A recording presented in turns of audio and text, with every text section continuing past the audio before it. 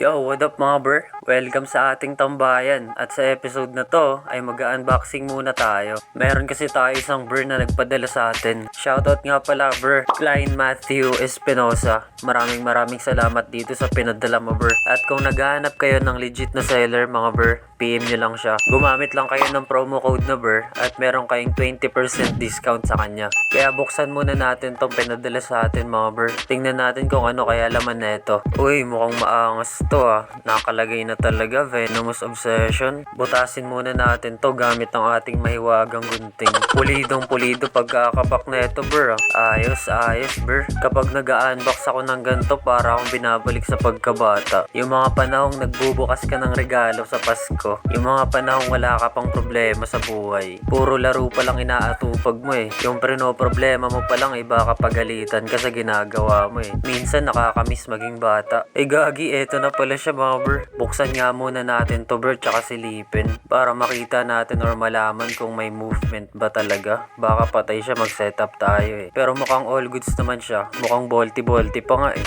Eto nga pala mga bro, hinanda natin sa kanya na enclosure. Hindi ko na pala na-videohan yung pag-setup ko na ito mga bro. Basic setup lang naman eh. Kaya eto, buksan muna natin to mga bro. Tsaka i-rehouse na natin siya. Para makapag-settle na siya tapos makapagpahinga. Pagod na pagod to sa biyahe. Ikaw ba naman? 5 days? Ay nga pala mga bro, wala pala nakahula kung anong SP to. Kaya wala muna tayong free sling ngayon. Eto nga pala mga bro ay isang Orpnicos SP Barbara. Yes po mga bro, eto po ay isang local SP na dito matatagpuan din sa Pilipinas. Kaya pagmasdan muna natin siya mga bro, ang ganda niya eh no? La vida es un carrusel.